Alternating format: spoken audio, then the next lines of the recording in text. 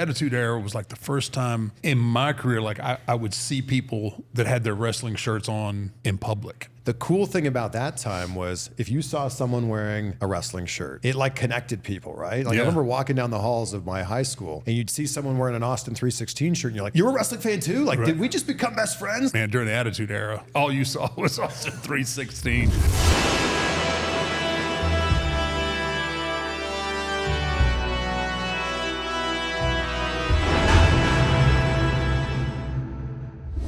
Well, Matt, I'm glad you wore real shoes this week. Oh, Lord have mercy, Mark. They were all over you, weren't they? I don't know. I didn't read the comments. No, yes, you did. I didn't. Yes, you did. Were they getting on to me? Yes, you did.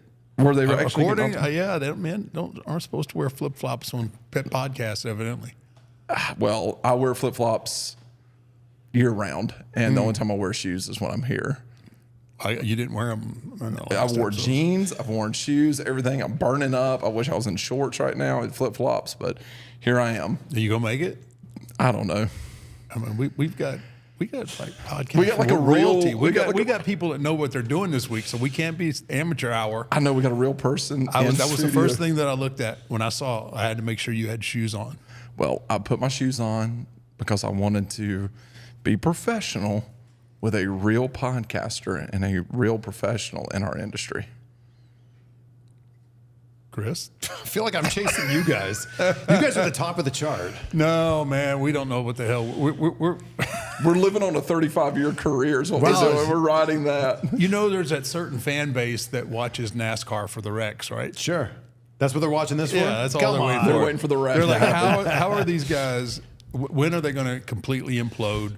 When am I going to say something so politically incorrect that the world will, never forgive me? You're on the brink all the time. All the time. Yeah, you're right on the edge at any moment. What world are we living in where I'm the guest on your show, though? This is wild. Because you know what? Because this is probably our 16th episode? 17th, something like that, episode. somewhere in there. We're completely out of ideas.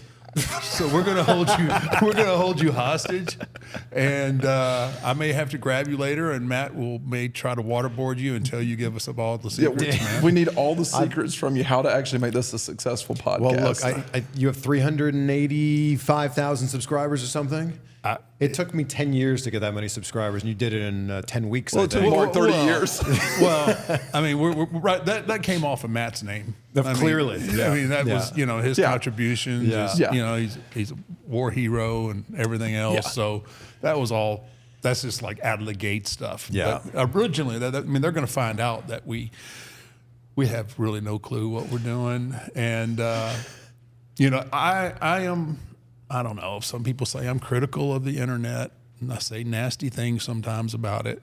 But your interviews, I really do enjoy. Thank you. Yeah. Wow. No, I really enjoy it. You have a presence about you. You always have such an air of respect for the business, and your interview style is.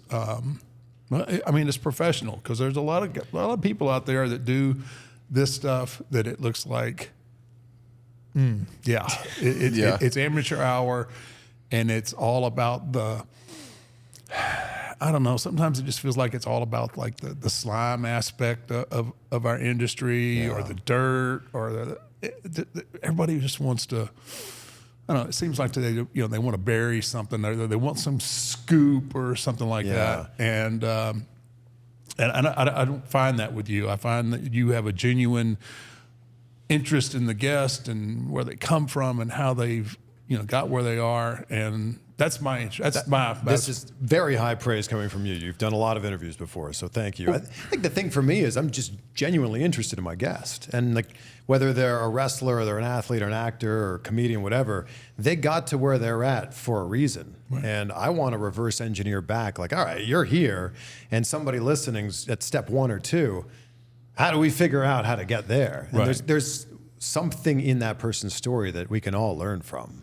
Right, that's a big thing. That's really what I love. I love people's story. Yeah, because people see on TV, okay, this person's doing this now, but they don't have any clue what it all took to get to that point. Yeah, we just see the finished product, right? You just see, and so everybody's an overnight success. Yes. And there is no such thing as an overnight success other than maybe Matt. I mean, of course. You know, well, the coattails, you know, hanging.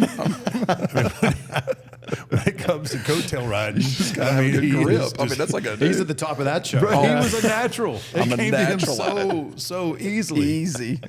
But no, it really. And that's something that you and I brought up to Mark or Mr. Undertaker. I apologize to the fans for calling you by your real name, but Demerit. Ooh. when Mr. Undertaker and I when I first brought this idea up to him, I said this needs to be positive. We don't need to talk negative about other wrestlers. We don't need to talk negative about the industry, because I think there's a lot of that already happening. There's like you enough of that said. already. Yeah. Wait, you told me that? Yes. You told me that. I did. Wait, I said it, and then you said it back to me. No, I think CTE's real.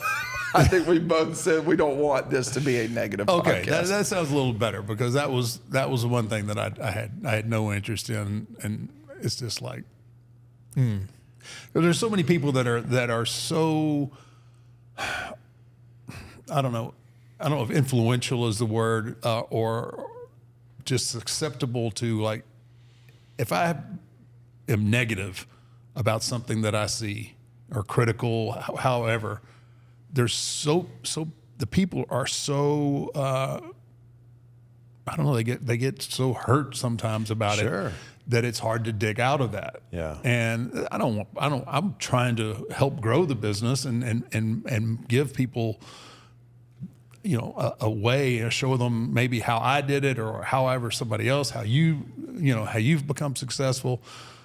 I just didn't want to get into a situation, and that is something that we did agree on. It was just like, man, this is not going to be a smash fest, because Well, you've got to be hyper aware that whatever you say, good or bad, people are going to like that. That holds a lot of weight. So if you give a lot of praise to something or someone, they're like, Undertaker said this. Right. And if you say one bad thing, that's going to be the only thing they hear. oh yeah, you could do a 2 hour a podcast, and 95% of it be positive, Yeah. and me say one bad thing, or anybody say one bad Yeah. thing, and that's all it is. That's the headline. It is the headline. Yeah. That's the clip. That's the thumbnail that everyone else is going to steal. And That's what they hang on to, And that's what they hang run on to. with, and that's the part where that's the most frustrating part. Is like, you took something, you cut it up, and you're not even giving the full context of what Yes. he was talking about, or what the original question was, or any of that, right? Like, Yeah. you pulled together a 30-second clip off of a 10-minute conversation that I've had times where people will be like, did you see that thing that whoever, Cody Rhodes, The Undertaker, whoever said? And I'm like, yeah, that was in my interview. Of course I saw it. the guy last night in the Yeah. restaurant did that. He Yeah. goes, did you see Hulk Hogan talking about his Mount Rushmore? I'm like, that was my clip. What do you? Yes, of course I saw it. It's you tuned him out. I wouldn't listen.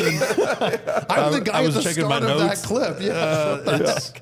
So yeah, it's I mean, this whole thing for us is definitely new, and it's a whole different world for Taker. And I mean, for you, like, how did you get here? Like, what's your story in the sense of, like, did you grow up as a wrestling fan, and then how did you get into the world of doing interviews in the wrestling space, but also with actors and just celebrities in general? And that's where it began, was like more actors and comedians and celebrities. But I fell in love with broadcasting when I was 4 years old. I got a Fisher-Price tape recorder and would pretend to be the radio DJs that I heard on the radio.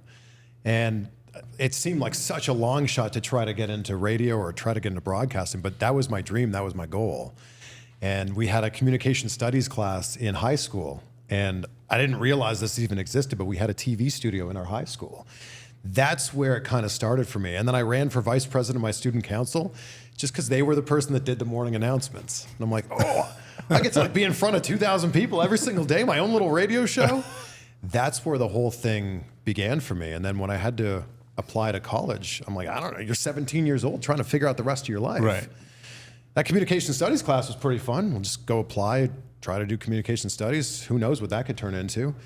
I went to school, basically majored in drinking beer and hanging out with my friends. Okay. And So our stories are a lot alike. Yeah, I mean, wow. I was a communication major for a year. There you go. I was communications before I went to sports management. And look where it landed. And you. look where it ended. And look where we ended up. there's this clip on The Simpsons where the guy breaks his leg. He's a soccer player and he breaks his leg. And they're like, you can always fall back on your degree in communications. He's like, I know, it's a joke degree. I'm not saying it's a joke degree, but I had a moment in my senior year, because I had the best time in college, but I had a moment where we were going to graduate at the end of that year, in my senior year. And it hit me like a ton of bricks. The end of this year, we're going to graduate, and then we got to go work. It gets real. You know, the rest of our lives. And you don't get to decide if, like, I don't feel like going to class today, 10 a.m.'s too early. You got to go work 9 to 5, Monday to Friday, no matter what. And in that exact moment, I reached out to every radio station and every TV station in my college town, and I just said, can I come in and volunteer and see how it's done in the real world? And that led to me getting a volunteer position, which led to me getting an internship, which, long story short, ended up me being on TV. The wrestling thing came later. I was always a wrestling fan. Aware of it growing up, the Attitude Era is what like really got me into wrestling. And I was so fortunate to work as an entertainment reporter and TV host, and you're interviewing actors and comedians and celebrities. And I remember I was hosting a show for MTV2 Canada in Vancouver, because I'm from Canada. And WWE was coming to town, and I asked my boss, I said, could we interview a wrestler? And they're like, yeah, sure, we do that all the time. I'm like, oh my God, I'm gonna get paid to talk to a wrestler? Like, this is crazy. And it was Bobby Lashley who came through. And I feel like he looks the exact same today He does. as he did back then. The black don't crack, man. Bro, it don't. Bobby he's a freak of nature. It's insane. That was 17 years ago when I did that. And I just started realizing that if I posted these interviews where, you know, I would talk to wrestlers about, of course, WWE or TNA's in town, but then I would ask questions I genuinely wanted to know the answer to. And I'm like, it sucks that with the way broadcasting works, you're only going to see this if you're tuned into Channel 7 at exactly 4:15 today on this Thursday. I'm like, I'm going to take these interviews and just put them on YouTube. Someone who's a wrestling fan is going to enjoy these. And those started getting some traction. And that's when things really started taking off, is me going, what if I were to go out of my way? You know, and there's an indie promotion in town that's bringing in somebody we've heard of. What if I could go out of my way to get that interview? Or what if I could drive 2 hours to do this interview? What if I could, you know, fly somewhere just because someone said, yes, I'll do an interview? That's when things really started taking off. But I've always loved wrestling. I wanted to be a wrestler. I was a backyard wrestler, Mark. Hey, brother, we all get our starts. Hey, backyard wrestling. I got my start in backyard wrestling. Did? Yeah, and it was. I looked like Andre the Giant compared to the guys I was in the ring with. You know, they were all guys that were never gonna go anywhere. They would be great in this day and age because there's, you know, I think there is like a smaller, you know, overall there's like a smaller wrestling base, I guess. Yeah. But these guys were, and they were teeny tiny, and then there was this me that's, you know, I'm 6 foot, you know, I'm 6'8", 320 pounds, and I just looked like Andre compared to everybody else. And but back then, you just, whenever you got an opportunity to get in the ring, whatever it was. What was your backyard wrestling name? Powerhouse. Powerhouse. Yeah. And I had a Powerhouse Gym T-shirt that I wore. I mean, I was living the gimmick even. You probably got the shirt for free for joining the gym or something. No, I didn't get anything free, brother. Back then, they had no clue who I was. I think it was even pink too.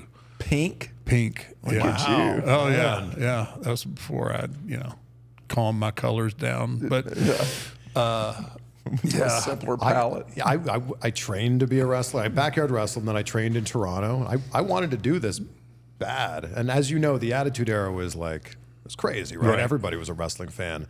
The cool thing about that time was if you saw someone wearing a wrestling shirt, it like connected people, right? Like I remember walking down the halls of my high school, and you'd see someone wearing an Austin 316 shirt, and you're like, you're a wrestling fan too? Like, did we just become best friends? Like that scene from Step Brothers? And it's just crazy how, like, you know, wrestling's one of those things that unites everybody. Yeah, it is. It's crazy because the Attitude Era was like the first time in my career, like I would see people that had their wrestling shirts on in public. Yeah. Like people would wear their wrestling shirts to the shows, or they would have them, but you just didn't see them like a concert shirt or whatever else. But man, during the Attitude Era, there was all you saw was Austin 316. It was, and then obviously Rock, and then everybody came along. But it was, you're right. It was those shirts that. Yeah. What's your most popular shirt? Dead Man Inc. Yeah. Pretty great. I saw one at Raw in Savannah when they came a couple weeks ago. Dead Man Inc. Yeah. Yeah. There's a guy wearing one of those. So I started putting. So when I went to the American Badass, I kind of switched things around. I was like, I want something that's cool, but I was thinking the other way. I was like, I want something that people will wear outside of, because not everybody. There's a little stigma sometimes about being, a wrestling fan. Not so much anymore, but Yeah. people. Yeah. I don't want people to know I'm a wrestling fan or whatnot. But Did y'all have a lot of influence on your shirts? Oh yeah. You sit down with creative and figure it out, and they'll present you with ideas, and you say, I like that. What if we change this? What if we do that? Kind of a deal. And then there's some people that just say, hey, this is what we got for you. Oh, I like it. Let's go with it. They're just happy to have a shirt, maybe. Yeah. And so, but yeah, I've just always loved your style. I mean, it's like a legitimate. Unlike this, it's like it's a real show. It's a legitimate interview, and you ask different types of questions, and you get to know. I think you find different things out about these talents that, wrestling fans and the internet, they know everything now, but you'd still ask, not impertinent. What kind of word is that? How many happy dads have you had already? Well, there was 3 on the way over here. You were not drinking and driving. 3 in the truck on the way over. No, I was not. I do not advocate, nor was I drinking and driving. No. I was drinking. It just wasn't happy. Really, anything could be inside of this. Really, anything. We know what's in there, and but nobody watching knows what's in there. Yeah, Nobody knows. Could be water. It's just Could be nice, something else. It's a protein drink. Yeah, First form. Who knows? First form hooked us up with a little mix of happy dad in there. I think with podcasting or YouTube, perception's reality. And if it looks like crap, people are going to immediately go, oh, why would I want to watch this thing? You guys have already, you're already doing this right. You've already got a great looking set. You've got great cameras. You've got the best mics you can use. You're already doing a lot of things right. Well, you should have seen where we started from. Yeah, My gym with a cell phone. With a cell phone. Yeah, we used We used an iPhone and a camera, and and then a folding chair, two like pay-per-view chairs. Yeah. So That's what we you used to have the say. pay-per-view chairs? Oh yeah. His gym's lined with them. Hey. Yeah. Well, only the ones with me on them. Yeah, of course. When you My favorite was the WrestleMania, him and Brock on the chair. That's the one I always chose. That was a good one. Yeah, the one I'm like. When you started doing this, though, was the idea we're just going to do one and see how it goes? So that was a big. He sigh. hammerlocked me into doing this. Like I fought him the whole way. What? You didn't want to be a podcaster or a YouTuber? No, I'm too far in. This may be the last episode. Hey, it could be if you really want to bomb and just. I'll be good for the next 2 days. Something inappropriate will be good. The ironic thing is you're number 1 on the charts. I float around number 2 or 3 or something like that. The ironic thing is I'm going to be number 1 because I'm on your show. Well, so thank you. Thank you, guys. We're okay with that. We're good with that. Yeah, We're good with that. Give me the rub. Hey, that's the least we can do. But no. Yeah. Go ahead. No. Well, the restaurant that you're going to go to tonight, I pitched the idea first there to him. And it kind of stemmed from, we go on these hunting trips, we go hang out with, folks that are, buddies of mine, veterans, whatever. And it's always, everybody wants to hear stories, but no one was asking about, they might ask about throwing, Mick Foley or Mankind off the cage, but no one was asking about like the ins and outs of what was actually happening. It was more of, man, stories from the road, stuff that happened backstage, stuff, that type of stuff. Everybody liked that. And Mark would tell these stories and everyone's just laughing.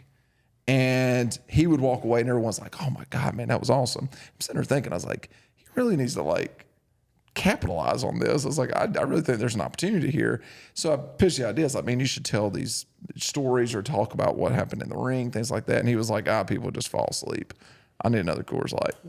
So it's like, all right. And speaking of which, so we were like, all right, well, maybe that's not what we do. And so for about a year, it never even got brought up. And I brought it back up to him and I was like, hey man, I think you should, would you be willing to try this? And he goes, all right, I'd be willing to try it. Filmed one episode. We were both like, yeah, this sucks. We're not, this isn't good. Couldn't have been that bad. Come on. It's like, this isn't going to work. Yeah. And again, we're in my gym, just, horrible sound, horrible. Yeah. It doesn't feel like here, it feels like we're doing a podcast. It feels like, but in my gym, it was just like, man, I need to go grab a set. Or I'm going to do a set of curls or something. I don't know. I'm distracted. So, yes. Did you take my advice? Take your advice? Yeah. On what? The thing. Oh. The thing. The thing. The thing. Oh, yeah. Yeah. Blue Chew is part of my daily vitamins. Daily? Hey, man. Good on you, mate. It's just it's one of those things, So the flag, is it full mast? Oh, it's part of my supplement regiment at this point. What else are you taking? Flintstone vitamins and Blue Chew. That's essentially it. It's a good mix. Barbecue. And barbecue. Yep. Those things together have reignited my marriage and has taken our 22-year marriage now to new heights. New heights. Oh, yes. See, I don't steer you wrong, brother. Brother, let me tell you something. I'm listening to your advice moving forward. Brother, it's the real deal, man. Oh, yeah. It's like steroids for your wiener. But legal. Hey, man, I'm taking my Blue Chew and saying my prayers, if you know what I mean. I see what you did there, right? Yeah. Oh, yeah. Come on, hit me with one. Oh. Let me tell you something, brother. Let me tell you something, brother. When you get the Blue Chew in you, you just chew it and do it. Just chew it and do it. See? Oh, yeah. Easy now. Take your Blue Chew and say your prayers. Yeah. Like, good, man. You're married. You don't have to say your prayers. Like, hopefully, yeah, it's chew it and do hopefully it. I don't have to take any other medication after this. No, man. But no, Blue Chew is an absolutely great product. And, it's something that, hey, if you just want a little boost in the bedroom. I'm telling you, steroids for the wiener. Can I say that? I think that should be the new Blue Chew slogan. Steroids for your wiener. Makes it hard and vascular and that's too much. That might have been too much. Is Blue Chew considered a performance enhancing drug? I would think so. I would think it is. But is it?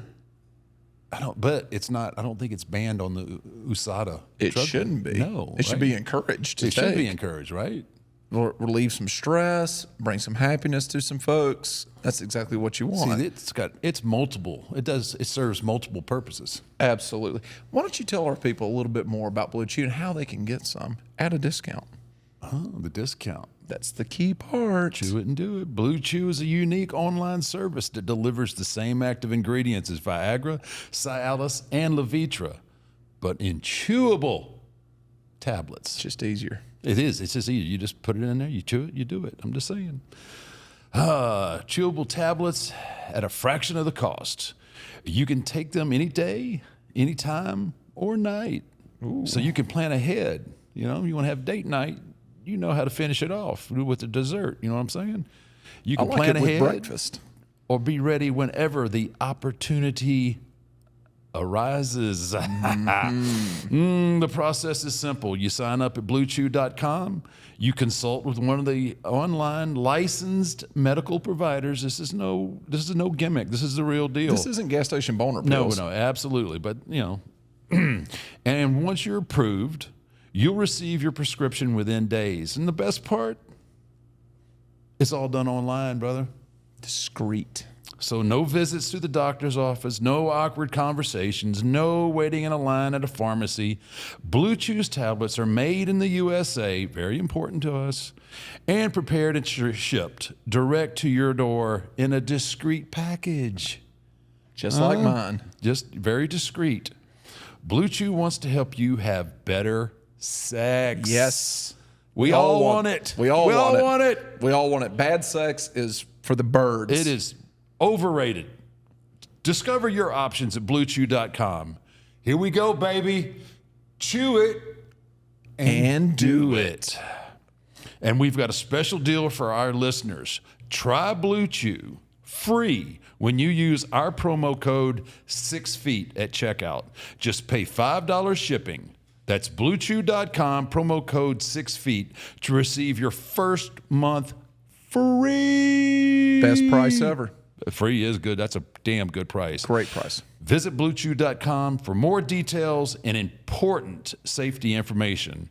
And we thank Blue Chew for sponsoring 6 Feet Under, the podcast, the end all podcast. Was this before One Dead Man Show? Because I feel No. like I'd already started doing the One Dead Man Show. See, and that's another thing that I have to contend with is like, damn, I don't want to give up all my material that I use in the One Dead Man Show, so I've got to be judicious. well, you got 30 plus years to pick from. Yeah, but I don't have 30 years of memories. Yeah. When he said CTE is real, brother, it's, I told you this is about a 3-year project, right? Because we've only got about 150 stories that we can pull from.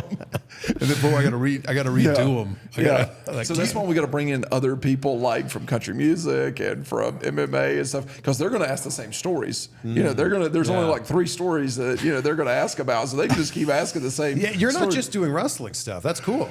If I figured if I'm going to do this, and again, it's like we talked about a little while ago. It's about that journey, how we got here. Yeah. And I'm interested in people's stories and how they get to where they're at, and that's whether it be the music genre or wrestling, football, athletics. I'm curious to the steps that it took to get to where somebody wants them on a podcast or somebody wants to hear their story. So, and of course our audience, all they really want is wrestling. And so they're going to have to put up with a little bit of me satisfying my own curiosity and and my interview needs too, just to keep it, just because I'm curious. I'm curious about other things because I've been so, obviously wrapped in wrestling for the last 30 plus years that I just, I need to hear something else other than tackle, drop down, get it again. It just. But what works about this is people knew The Undertaker for so long. Now they're getting to know Mark. Yeah. So no matter who your guest is, people are so excited to go, oh, wow, Mark likes hunting. I like hunting. Mark likes Coors Light. I like Coors Light. So I feel like, they're starting to learn who you are. Yeah, I think that's kind of the novelty of it, is to hear Mark and not, and then still, funny people talking about, it's funny hearing him talk like normal person. Like, I don't have the Undertaker voice, and then I also get the I ruined their childhood when I broke kayfabe. Yeah. I'm the only one that kayfabe. I was the last one, and then I'm the one that ruined everybody's childhood because I was the one that broke kayfabe last. So like, really? I think the Mark Henry interview we did, one of the clips, Mark is talking about almost killing Shawn Michaels in the Click, and Mark just I couldn't help it. He couldn't help it. He breaks. He just starts laughing. Probably out of like 10,000 comments on that video, 8,000 of them are Taker laughing. I never thought that I would see him break and start laughing like that. And it was all very positive. They all loved it. They all loved. Well, seeing it was Mark breaking because I remember. So I don't have to be. I don't have to keep a straight face anymore. So as soon as he said it, and he said it so nonchalant, that was the thing. And I couldn't, because I remember the whole thing, and I was just like, because Mark, you've interviewed Mark, haven't you? Yeah. He's on my show this week, actually. Yeah. So like, Mark not smiling is a very intimidating man, but Mark smiling is. It's like a big old teddy bear. It's a big old teddy bear, right? There's such a contrast. But man, he said that, and I couldn't. I know he was being serious and he meant it, but I couldn't help it because I can't tell you how many times with Mark he would call me at different times of the night, Dad, I'm about to kill somebody. I'm like, Mark, let's think about this. Let's talk about it, Mark. No, they done did this. I was like, okay, but Mark, let's pump the brakes a little bit because you know what's going to happen if you hurt somebody. I know, but they need to quit f***ing with me. It's like, I know they do, Mark. I know, but. You know what you guys are doing really well on this show is the clips. Like the vertical clips are really good. Yeah. Because if you send someone an episode like that, the episode with Mark Henry was fantastic. But if you send that to someone and go, you got to watch this, but it's an hour and a half. Right. Who's going to tune in for an hour and a half? But if I send you me. Yeah, it's going to be a really good movie. But if I send you a 37-second clip, Right. I'll probably watch most of that. Right. So you guys are really good. I've watched a few of them, and now it's in my algorithm, so now I watch them all the time. But the vertical videos you guys do, whoever's editing those, they are very good. Well, we appreciate that coming from you. Yeah, man. Because, I mean, like you said, we've come a long ways in the sense of, pounding our head against the wall on multiple things. And that's been the most difficult part. Especially for me anyway, is want to make this look good, because at the end of the day, nobody cares about Matt Lyda.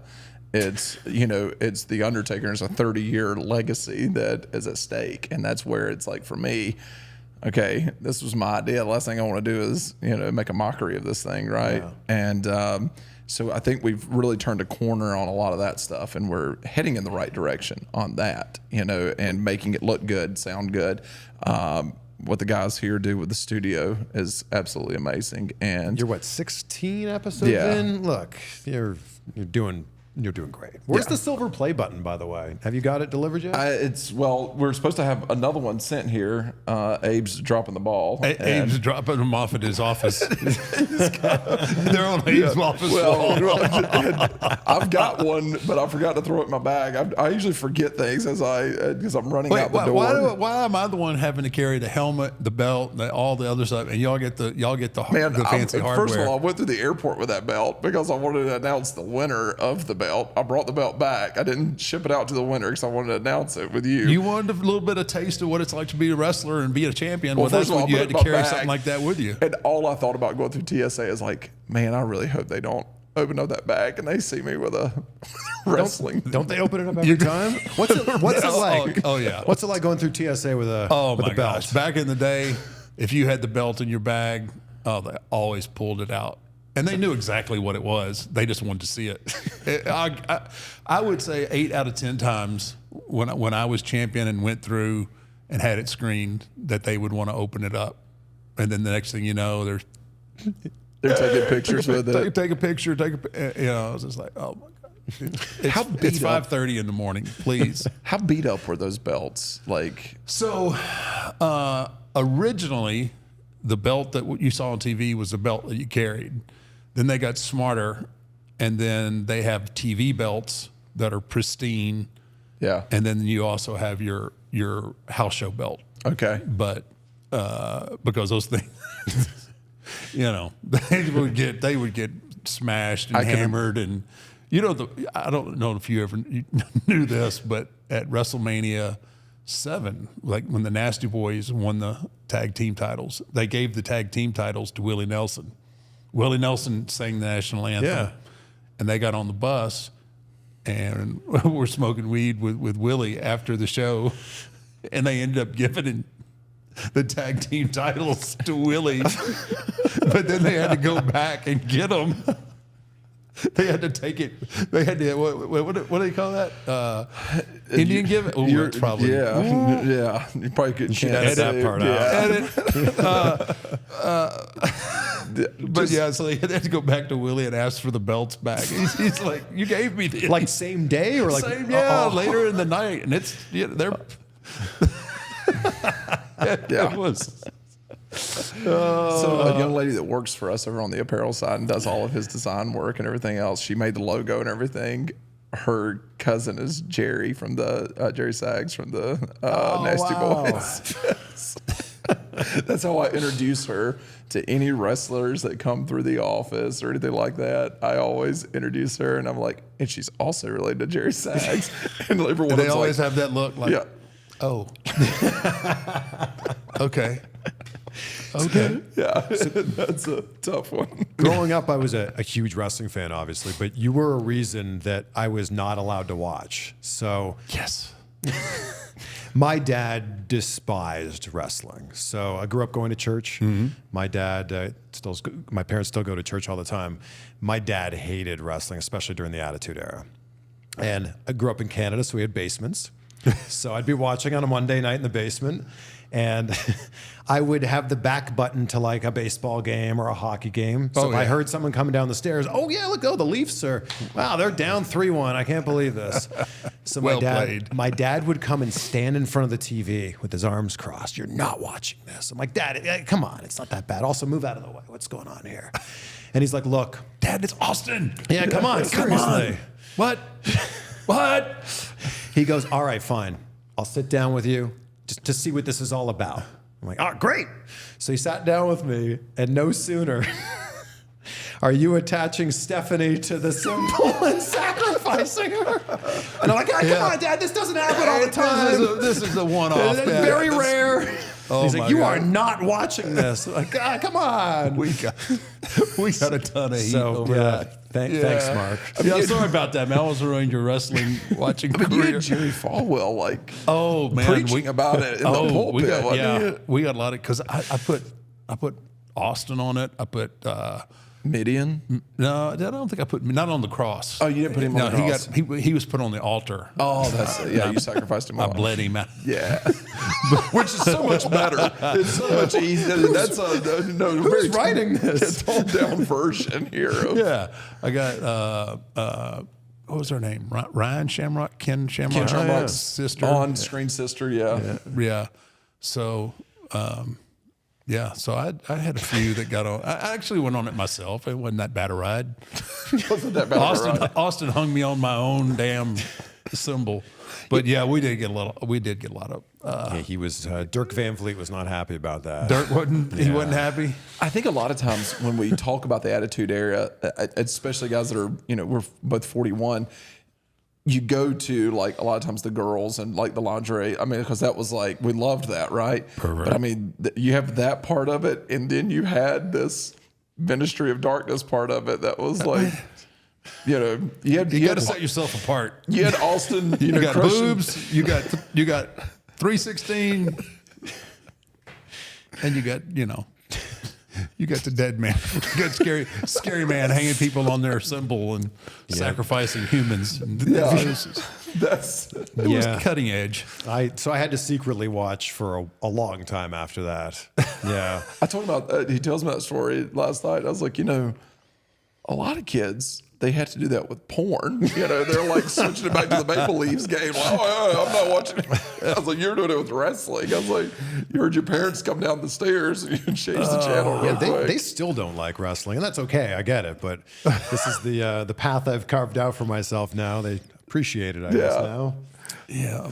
My parents weren't real excited when I left school to get into wrestling. Yeah. Well, I mean, still. you quit with like 3 days before graduation. I know. I had a semester left, but Have you gone back to graduate? nah. Why would you do that? I lost that edge a long time ago. I lost my edge, my eligibility to play. I don't. I got an eligibility. What if you had eligibility to play one more season of college basketball? Do you think so? Jeez. Do you think the University of Texas would put you on, Just to set me on the bench and sit you at the end of the warm-ups? bench? People would sell out every game everywhere they went. Let's put that out there. The University of Texas. Maybe I think there's I might have, because I left my senior year before the season started, so I might have This a year is left. crazy. You'd be a great rebounder. Well, except for the fact that I can't jump anymore. And, I have double vision, so I'm not going to be that great a shooter. And then How's your free throws? my free throws? Well, it just depends. Like if I shut one eye, everything kind of clears up. So But you know what you do, Kerry? 5 fouls. I would get my money's worth out of them too. You got. You were the Lambeer of University of Texas basketball. They would just on the back of my jersey. They would just put flagrant 2. Flagrant 2. That's your name. Who can look into this? How can we find out if you're still eligible? I don't know. I got some connections. You got some connections. Yeah. You got 5 fouls to give. I got 5 good hard fouls. Yeah. You know, it's like I'm not gonna fight the Undertaker. What? You got some kid's dad. Do you know who that is? Rest in. Don't do it, Don't son. do it. He's going to sacrifice you on the cross. You show up with a cross every home. It'd be like a shape of a giant longhorn. Yeah, big longhorn. You're just sacrificing people on. This would be perfect. Man. Yeah. So, come on, man. We got off a tangent. We got off on that. So I mean, you've interviewed just about it. Who's been your favorite interview? The Rock was always my guy. Yeah. Growing up. I'm sorry. By No, the way. no offense. Yeah. I mean, That's a wrap. Let's go. well, I mean, The Rock, there was something about seeing The Rock in that time that I think it was actually like during that time of my life, those formidable years, like I feel like there was the charisma that he had in the ring and out of the ring that I was like, I want a little bit of that. I remember walking down the halls of my high school and asking people questions just so I could be like, it doesn't matter what you think. So meeting the fast forward 14 years later, or whatever, I met The Rock for the first time, and they always say you shouldn't meet your heroes, but Right. if your hero is Dwayne Johnson, he's a pretty good guy to meet. Yeah. There's just there's something about him. He makes you feel special in that moment. So I've now interviewed him 11 times or 10 times, not that I'm counting, and it's great. To me, not yet. Yeah, this is my second. We're doing one later today. Two with Mark. I mean, it was kind of Calloway. a half one. He was 11 half with The one. Rock, huh? 11. Yeah, I think wow. He does a lot of movies, right? Yeah. But all those interviews are like 4 to 7 Hey, minutes. no explanation necessary. Suburban Commando. I mean, a couple of does he have Suburban Commando a couple on of his? Netflix. I mean, Suburban Commando, bro. I'm just telling you. Walking tall, Suburban Commando. I'm gonna get the Suburban Commando movie poster and hang it up. Oh, that'd be good, right behind right man. behind you. That'd be good. That's money. None of those movie posters has your face on it, though. So that's the Yeah, only no, problem. it's got Hogan and Christopher Lloyd, Yeah. Shelley Duvall. Yeah. But The Rock, when it comes to wrestling interviews, and I had a great moment with him right when I found out I was going to be a dad. I was interviewing him for Black Adam. And I think we had just found out a few weeks before. I think my wife was like 9 weeks pregnant. And we hadn't even told our parents yet. We wanted to tell them in person. Sure. My parents still live in Canada. Her parents still live on the East Coast. So I was like, I said to my wife, I said, babe, this is it's going to be strange, but do you think I could tell The Rock we're having a baby and like get his advice? And she's like, absolutely. Like, you're never going to get this moment again, for sure. So I told The Rock I was going to be a dad before I told my parents. And I told my parents in person weeks later. No wonder they hate wrestling. I know, my God, you're choosing wrestlers over them for I wanted to tell very them in important person. moments in your life. And we didn't air the clip till long after, but I said to The Rock, I said, you always post these great videos with your daughters. What's some advice to be a great father? And he could have given me some BS answer like, oh, get your sleep now, or change the diapers, as little Right. as possible. He gave me this long, thoughtful, insightful answer that I'll never forget. And it's funny, I was saying the words out loud, I'm going to be a dad for the first time. And like it hit me like, damn, I'm going to be a dad. Like that kid's my responsibility. And like he could see I was getting a little teary eyed, and he got up and gave me a big hug, and I'm like, that's a great moment. Like what a good guy. So The Rock for sure, but like there's been some others on the bucket list. Like I did an interview with Arnold Schwarzenegger last year. That was a great one. Stallone, like an idol growing up. I remember like working out to the Rocky theme on repeat. On repeat. And then here we are meeting Stallone years later. Yeah. That's the cool thing, right? Is like the people that you grow up idolizing, whether that's in a movie or a TV show or wrestling, and then you have the chance to just chat with them as two people just hanging out. Right. That's been cool. I won't put you on the spot, but obviously, are there people that you like, that sucked? There's been a few. Yeah. For the most part, when the cameras are there and you're mic'd up, you're putting on your best face. Sure. And most of the time they're promoting a movie or an album or a tour or whatever. Right. So they're trying to, be good. But then there's been a few. Yeah. I'll tell you off camera. Yeah, I wouldn't put you on the spot You like won't that. be surprised. No. You'll go, yeah, that checks out. Yeah. Makes sense. I got that one. Yeah. Who's someone that you want to interview that you haven't interviewed yet? And then second part, anybody that's ever lived, dead or alive. Ooh. Yeah. Man, I got some sleep last night. Wow. That's Not really. Your boy, Midian. Still Randy Orton. Like that's one I really want to do an interview with Randy Orton. And doesn't have to be wrestling. Yeah. I mean, Christopher Nolan's my favorite director. I love all of his films.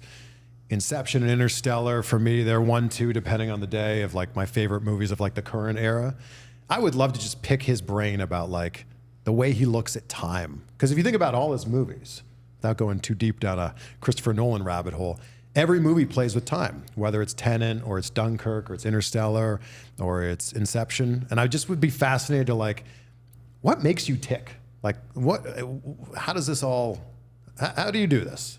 So Christopher Nolan for sure. Dead or alive, I think it's Eddie. I mean, I think Eddie was taken from us far too soon. And it's crazy now, like you mentioned, we're 41, and Eddie was 39 when he passed, right? Mm-hmm. I can't even imagine that. Like, I still have so much more life to live, and to be taken from us at 39. So an interview with Eddie in his prime, man. Yeah, Eddie just seems like such a great guy. He was really a great guy, and he had, obviously he still had his demons, but he had found his faith, and he was so insightful in that. I'm a big Eddie fan in general, just his work in general, not even the human being. He was so smart, so intelligent in the way that he approached matches and the way he put things together and the way he did things in the ring. I remember, I think I was a heel at the time. Maybe I was doing the American Badass gimmick. CTE again, time prime. But we were working in a house show. It was just a house show, a non-televised house show. This before we recorded them or anything like that. Eddie was definitely the baby face. And obviously there was a huge size discrepancy between Eddie and I. And where a lot of times a big time baby face, which Eddie was at the time, they forget that. They forget that part of the storytelling.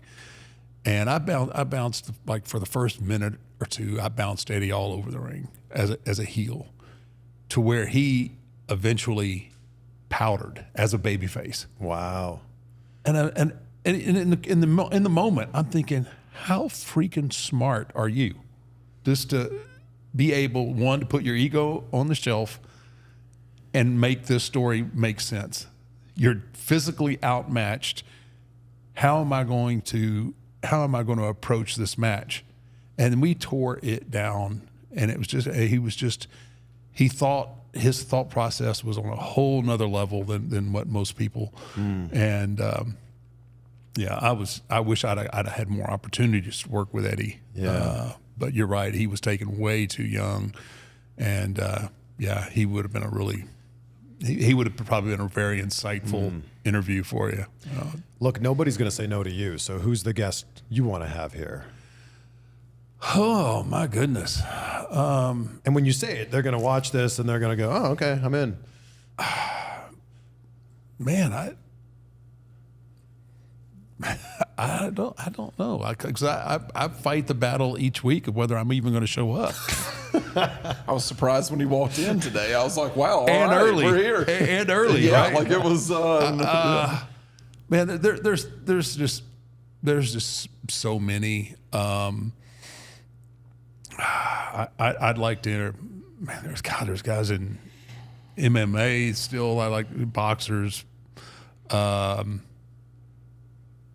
there are tons of musicians. I don't know. I mean, I'd like to interview Barkley, Shaq, and I mean they've been interviewed a ton of times. But Yeah. I also know that they're huge wrestling fans too. Yeah. And there's something definitely I want to ask Shaq, because he said one time in the middle of a press conference that I was his dad. Okay. Well, that's a Undertaker little is my different. daddy. And I was like, what? What do we do? Did he just say that? Yeah. But no, I've always he's. I just for the content and the humor alone. Yeah. But You're going to do really well when you get those people, the mainstream people who are wrestling fans. Like when you Right. get Shaq to talk about wrestling for an hour, that's going to be insane. And I think the thing is with that, like, just like, Taker here, where it's like, doesn't mind talking about wrestling, but it's not necessarily what he wants to talk about all the time, Yeah, every time. I get it. And Shaq is probably in that same boat, and Barkley's probably in that same boat of like, they're always getting asked about basketball, right? Yeah. And it's like, they probably would love to be able to come sit on a show and talk about wrestling. And then we would love to have a conversation about basketball. And you can have that mix to where I think it's unlike most podcasts where if a Shaq comes onto the, if he comes onto your show, Yeah. you're going to be talking about basketball for a majority of I don't know much about basketball. Yeah, but like if he comes on like a regular podcast, they're going to talk about basketball Right. a lot. Yeah. And I think that it's almost like a relief for some of those folks to be able to come onto a podcast to where we're more like, what was it like growing up in a military house, for Shaq, and everything that he went through and all that stuff. Like, Right, so Shaq's going to be on the show. Boom, done. Look at that. wow.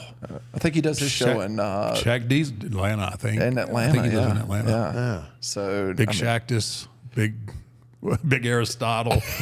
he's got more nicknames. He's got than more anybody. names than I do. Yeah, I know. So yeah, I mean, just those dream guests. I mean, it's But they're not dream guests when it's the Undertaker. Oh no, Yeah. it's not. I mean, that's where I'm going to satisfy all of my childhood heroes. It's like, Mark, could you text so and so? yeah, can you get Dan Marino and Could you get Dana Ric White Flair? in There's here? one. There's one I would like to interview. I'd like to interview Dana. Yeah, that'll Dana would be happen for fun. sure. Yeah, that would be a good interview. George Strait. George Strait. Ooh. Yeah. Since I mentioned movies earlier and people didn't know very much about you for so long, what's Mark Calloway's favorite movie? Black Hawk Down. That's a great choice. I like how quick that was. That's your favorite movie? That is my favorite movie. What is your problem? I don't have a problem with that. And there's going to be some insight to this. The fact is, I did a charity event last year that I invited him to where the guys that were actually part of the invasion of Mogadishu, the actual guys that were there, we had a charity event that he wasn't able to make. I couldn't make it, but yeah, absolutely my favorite movie. Yeah, it's a great choice. Back to the Future's mine. Back to the Future. Yeah, for me, that's a perfect movie. And it makes me think all the time about the idea that how moments in life matter, right? Like, because you think about that movie, if Marty's dad isn't a peeping Tom that falls out of the tree that gets hit by the car, Marty's parents never meet, Marty, Yep. that's fascinating to me. I think about that all the time. If this what thing if. doesn't happen, then this thing doesn't happen. Because this thing didn't happen, then this other thing did happen. That fascinates me all the time. Yeah, that's an interesting concept because I've switched schools, and if I hadn't have switched schools, I wouldn't have probably been in a situation where I met a guy who wanted to go to wrestling camp. Crazy. I might have ended up in Lithuania, 12th man on the bench. And why did you switch schools? What was the school that I was at? They went bankrupt. The athletic program went bankrupt, so I had to switch schools. So to keep playing basketball? Wow. yeah, I wasn't going to school without a scholarship. So that was it. And I had a girlfriend, and that was the closest. Texas Wesleyan was the closest school to where she was at, because she was staying at the school she was at, and that was the closest school. I had offers to go to Hawaii, which if I'd have went to Hawaii, I'd probably be 185 pounds, full of melanomas and skin cancers and Polynesian kids running around? Dreadlocks, surfing every day. Bunch of redheaded Polynesian kids. Yes. Oh God, that's a scary thought, right? Yeah. But it's funny that you said that, because there's a lot of things that happened that just put me in. And how the close place. were you to not transferring? Because we all know that, if your girlfriend's there and all that stuff. Well, I couldn't have stayed in school. You wouldn't have been able to. No. I wouldn't. I couldn't. No, there's no way I would have afforded. It was a private school in Houston. There you go. But we all have those moments in our life, right? Yeah. And that's what's so interesting to me. Yeah, that's crazy. Yeah, where you look back and one decision or two decisions, have led you to where you are now, which is probably, you're probably in that same boat where it's I grew up in Pickering, Ontario, Canada. Yeah. And now I live in California, which is, couldn't be any further away. Yeah. Yeah. How close is Pickering to Hamilton? I'd say about an hour and a half. Okay. Although with traffic on the 401, a lot. Yeah. Okay. Is Hamilton a special place for you? Yeah, no. I don't like Hamilton. What did you like? People in Hamilton, I don't know what it was. Like, Hamilton was always full. The arena. Yeah. Cops Coliseum. But they were always so miserable. They were absolutely miserable. With great respect to Hamilton, there's not a lot to do there. Well, I know. So you would think they would be excited to come to the wrestling, and they would come to the wrestling, but they were like, they were. I think they were the epitome of the heel crowd before heel crowds were popular. There's something about Canada that would always, especially Montreal and Toronto, that would be the heel crowd. Yeah. Well, Hamilton took it to a whole nother level. They were pissed off to be there. I hate that these guys have come into town. Why and do want they to bring come? enjoyment Why do they to take us? my money? Why do they make me come to this show? Why are they entertaining me? Yes, I hate the fact that they're The only time they cheer is like when you botched up something, and then they were like, "Yeah, you effed up, you effed up." I was like, God, I hate this place. Is that chant really annoying? Huh? The "you effed up" chant, is that the worst chant? I hadn't heard it that often. No.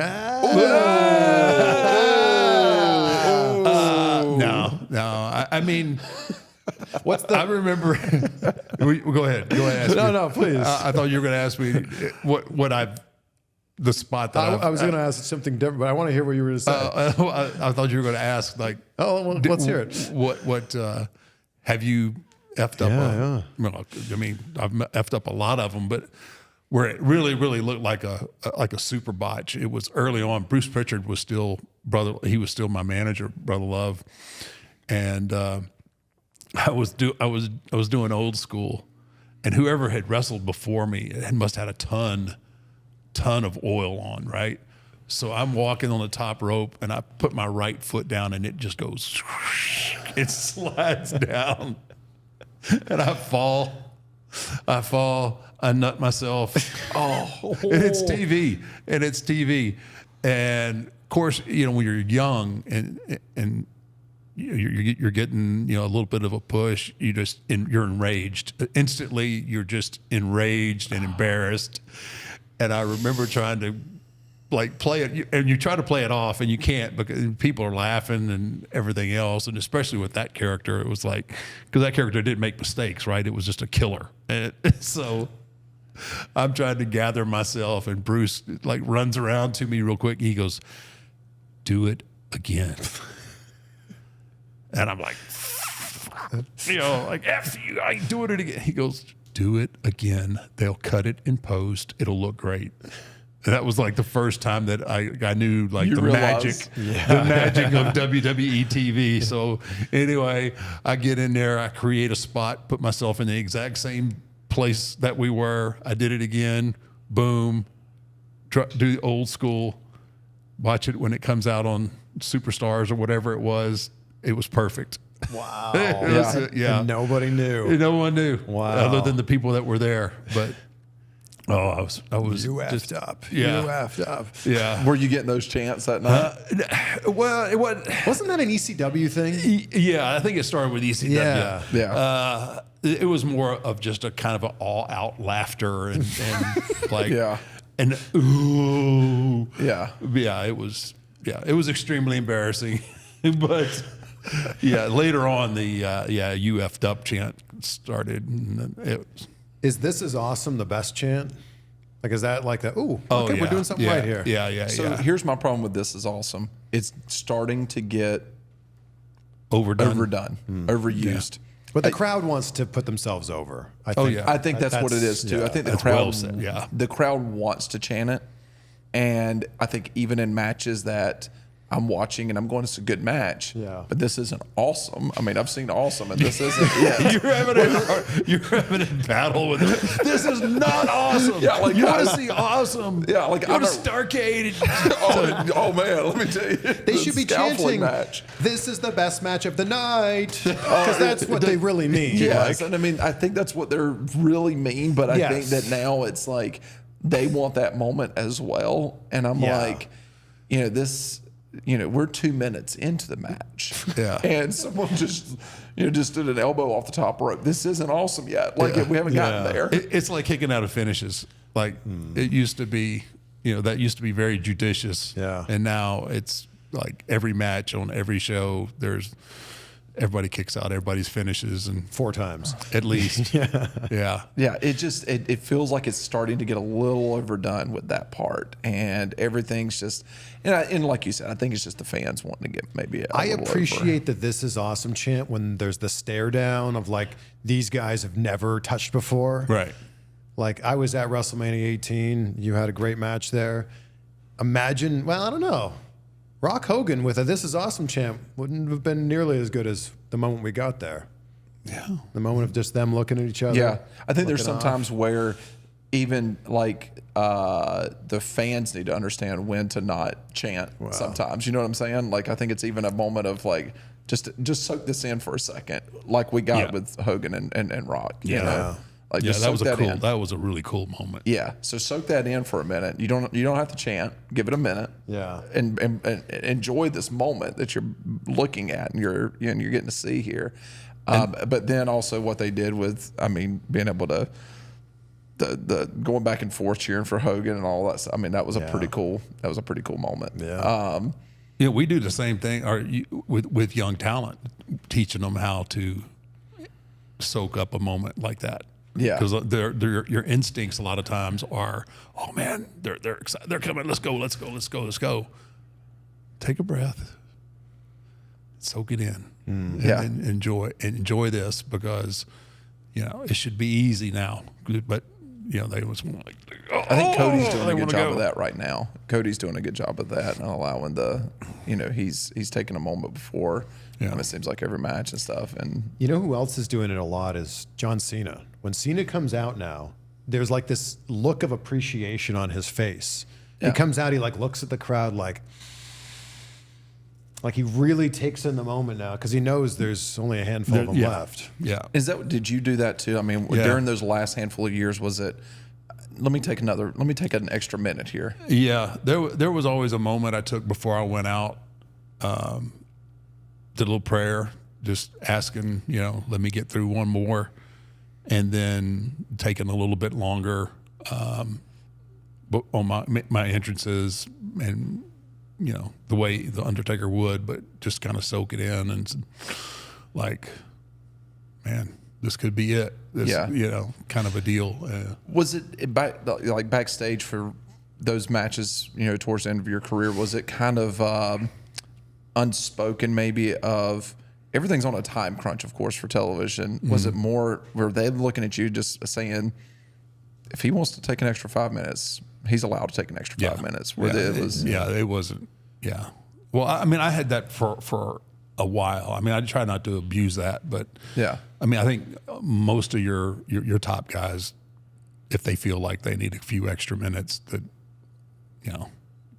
it's worth it. Yeah. For the most part. Yeah. But especially for me at the end, it was making sure that I got my flowers and stuff like that on the end. But Yeah. And to do something for the fans too. I mean, especially with your entrances and exiting the ring as well. I think those two moments are very special for fans, especially for you. I mean, what you did in the ring was amazing, but I think that a lot of times your entrances were always over the top, right? And it was always just very special. And when the lights would go out, there's no other moment like that. Were you having those thoughts going into those matches, like, I need to make this entrance the best entrance I've ever done before, like for the fans? No, not that it needed to be the best, but it needed to be what they expected. Yeah. Yeah, I didn't want to cut anything short, or didn't, because at the end, especially with my health and everything, I was really cognizant of how I was feeling and making sure, like, all right, my walk needs to be at this pace. I need to make sure that I'm doing this the right way and not trying to hurry up and get down to the ring or take too long, or if I'm limping too much or whatever. It was more making sure that they were getting the Undertaker that they were expecting to see. So, yeah. So that appreciation part, that's something, like you said, with John Cena and everything. It's you can see it. You can see it with John. Yeah. He's definitely soaking it in because he knows. He knows, like. You think he gets another title run?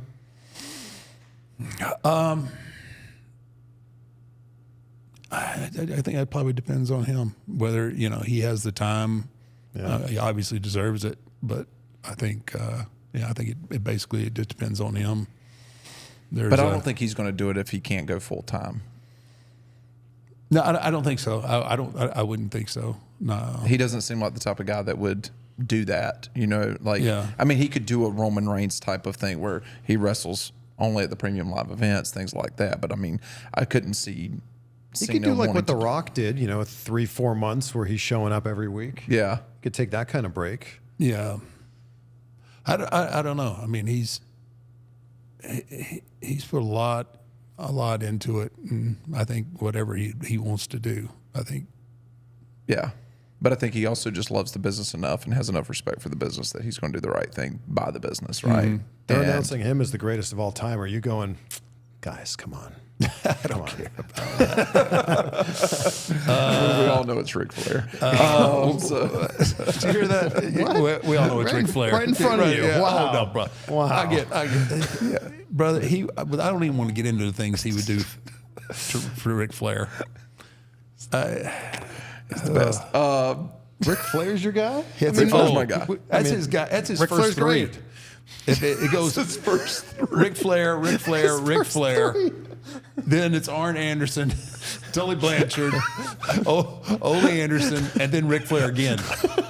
That's his. I'm also a person that puts Arn Anderson on the Mount Rushmore of promos too. I think Arn Anderson was, like, so many people forget about how great of a promo cutter Great he was. promo, But yeah. big Four Horseman guy. Clearly. But no, you talk about the GOAT. You're talking about guys that are appreciating these moments because there's probably more behind them than there are in front of them. Did you see what AJ did? The promo he cut in the ring. You know what? I did see it. And I was so pissed because I wanted to talk to Mark about I know. You can't trust a man wearing an Easter-colored suit. No, man, that's his first sign. This is I thought it was amazing, and I loved it. I loved everything about it. Yeah, I thought love the AJ did callbacks. yeah, I think AJ did such a great job there in that spot. He did, but Mark's was probably one of the greatest promos ever. Yeah. By far, Mark's greatest promo, but it's up there all time. Because I mean, I remember when he did it, like, I hadn't spoke a lot to Mark, and Mark's was getting up there too in A, and I was like, this is it, man. That I promo, bought it, brother. That I promo bit the was hook. so heartfelt. Yeah, I bit the hook. I'm man. coming home. I was like, that dog, man, that was awesome. And then like, I still got a lot left in the tank. I was like, damn, I'm scared. He does. So speaking of AJ, I mean, where do you put AJ on your list of guys that in that GOAT category? AJ's the number one TNA guy for sure for me. Like there was a point in time, 05, 06, 07, where I was a huge TNA fan. Everything AJ was doing in the ring was stuff I really hadn't seen before. Yeah, very an innovator. Yeah, and that Unbreakable match, the three-way match with Daniels and Samoa Joe, that's still one of my favorite matches of all time because they did things in there that I was like, how is this even possible? And now what AJ's done, and I don't know if people really realize this, if you didn't watch his TNA career, AJ's evolved to be a completely different type of wrestler in WWE than he was in TNA. Like, I love that backflip into the reverse DDT he used to do in TNA. I don't think he's ever done that in WWE. I don't think so. Yeah, he's a totally different wrestler now. So the longevity, the things that he's done, the barriers he's broken as a guy his size, he's definitely on that list for sure. Yeah. I think it says a lot, the fact that, Taker wanted him to be the guy for that final match or potentially the final match, going into it. Yeah. I think that says a lot about AJ. Yeah. Yeah, for sure. Like, I don't think that match happened if it wasn't AJ because he was just somebody that I wanted to work with. Yeah. I think I put him up there with Sean. I was about to say, do you have him in that category of Brett, Sean, that, that size, that skill set, all of those things? I think so. Yeah. He's just great. I would have loved to have seen him work with Sean and work with Brett. Holy crap. Yeah. Would those have been great matches? Yeah. That meme from the Boneyard match where AJ's on the tractor and you're behind him. That thing's got some mileage, right? Got some legs. That thing has got some serious. And it started the day after. Oh, yeah. It was just like, oh, man. That was a good one. How did you like the Boneyard match? For what was going on at that time, you guys, it was a masterpiece because that was a rough time in wrestling, right? Man. Yeah.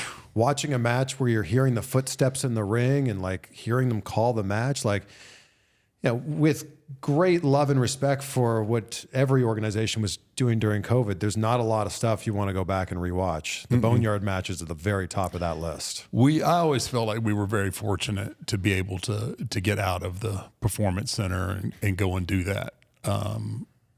Just because, who had a great match was Edge and Randy. They had a phenomenal match, but it was just, there's no reaction. There's just nothing but the sound of them going through and hitting metal and doing everything. It was just like, man, this is a really, really, really good match, and there's no feels to it, right? With the Boneyard match, it was, you got to, it was kind of like the Boiler Room Brawls and those type things. I was really proud of it and thought that we told a really good story, which is always the most important thing to me. Him talking mad trash, bringing out this different, this different evolution of the Undertaker, and merging the three characters all together into one. Other than putting my arm through the hearse window, which that sucked, but other than that, I was really happy with it. If it wasn't for the pandemic, you might not have had the final match like that.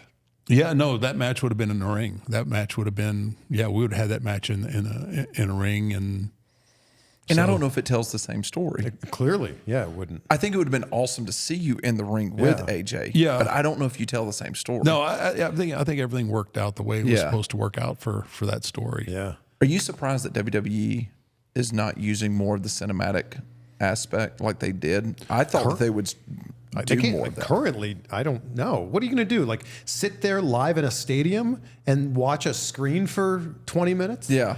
Like I think it was perfect for that time of wrestling when, it was weird to watch the matches with nobody in every single match was an empty arena match. Yeah. I think it worked really well for that time. But to do it now, I think it would take a really special character and a special storyline to do it. But I don't think you're just going to put two guys in a match. Yeah. And go, hey, everybody, watch this movie for the next 20 minutes. Yeah. Yeah, no, that's a good point. That's a really good point. Because I thought that at the time, I was like, man, this is going to be an opportunity to give some of these guys that might, you know, be up in age a little bit to have one or two more matches and have a big, you know, have a good match. How gently said that was. Did you feel that inflection Wow. just coming over here? No, This is what I- I have to put up with I on a just- weekly basis. Imagine just- when you're 100 episodes in. Well, I'll Going to be beaten down. No, because you won't be here. You're going to be in the seat. That's all the fans want. Yeah, if you want to fly me in, you know, Well, be your co-host. Jeez. Talking about your upgrades. I just thought that maybe, you know, folks that have, you know, Just keep a digging, little bit of digging. mileage on the tires. Is this show called 6 Feet Under? Because that's how far he digs himself into the grave. Every week. Every week, Yeah. every week. I'm just glad he's dressed like a man this week. Oh my God. Oh my God. This guy.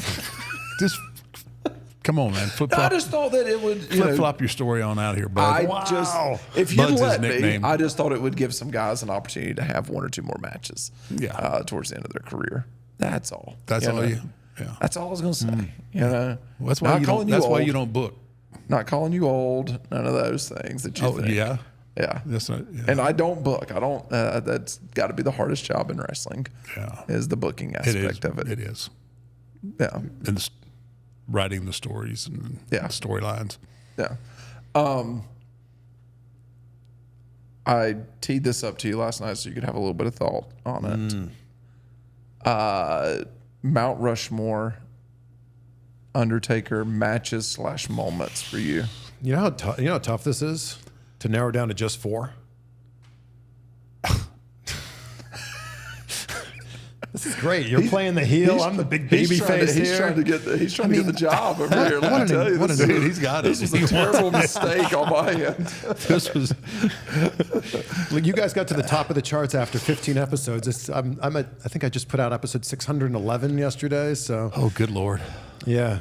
And I also put out 3 a week. Could you do 3 a week? No, I can't do one. I can't get through one without stepping on myself. The fact, though, that you guys put out one every Monday, like consistently, that's one of the best things you guys do. Because if you consistently show up every Monday, then your audience is going to go, well, what kind of stories is Mark going to tell this week? Yeah. How's he going to get buried this week? Well, yeah. What kind of heel is Matt going to be this what week? stupid things Matt gonna say? You know, with this weird accent. It is weird nasally voice. I think number 1 on the list, and as cliche as it is, it's you throwing Mankind off Hell in a Cell. Because that was a clip that I came back to, especially in the late 90s at that time when you heard a lot of wrestling as fake. Right. I would download that clip and it would be such a poor quality because you'd be downloading it from, YouTube didn't exist at that time. Sure. That would be the clip I showed people. Like, really? It's fake? Look at this. And what that match did for your career, what that match did for Mick's career, that has to be on the list. So that one for sure. I don't know which one of the Shawn Michaels Undertaker matches at WrestleMania, but one of those. Which one do you like better? I like 25 just for, other than the me missing the cameraman on the dive. I mean, it was as close to perfect as I've ever been in a match. But the emotion and everything that was in the second one, because obviously Shawn, was going to retire, or the streak was going to get beat. So there was just so much emotion in the second one. You knew something big was coming at the end of that. And the drama of, as bad as it hurt, but it was still just such a great storytelling. I think Shawn crawling up, I'd beat him down. He crawls up, and then he just slaps the crap out of me, like Shawn would do. And then you just, so I think from just like the match quality, 25. Yeah. But as far as the storytelling, 26 was. Does it bug you that you never got a 5-star match? No, man. I mean, come on. How was that? That match is damn near perfect. man, I don't. Yeah, no, I'm pissed. Dave's a good guy. No, man. Like, who's giving the stars, right? Yeah. Would you have given it a 5 stars? I would have given it, if it was in the Tokyo Dome, I would have given that 7 stars. That's great. No, that is, when people talk about the greatest matches in WWE, that's a match that everybody Yeah, I'm about. super proud. I'm actually, and I talk about it a lot. The 4 matches, the 2 with Shawn, and then following up the 2 with Triple H. Yeah. I mean, it's very rare that you get to tell like a 4-year story, which all that was. And so I'm really proud of those 4. People forget you wrestled Triple H 3 times at WrestleMania. Yeah, I wrestled him those 2 years, and then I wrestled him in Houston, I think at, what was that, 17? Oh, I thought it was 18 in Toronto. No? No. Oh. He was 17 in Houston, I believe, at the 18's Astrodome. Flair? 18 is Flair. Okay, in Toronto. Yeah. That's where Arn hits me with the spine buster. It was so clean. It was Arn comes smooth. out of nowhere. Yeah, it was. But look, It's Ric Flair, Ric Flair, and Perfect. Arn Anderson. The enforcer coming in there taking care of business. Arn Anderson. I always thought he sounded like Hank Hill. Boy, I tell you what. Oh man! All right, so that's 2. I think just for personal, selfish reasons, it's the whole angle with Stephanie. Like, it's my dad walking down and being upset that, first of all, his son's watching wrestling, which he hates, and now people are getting crucified. What is going on here? What am I allowing?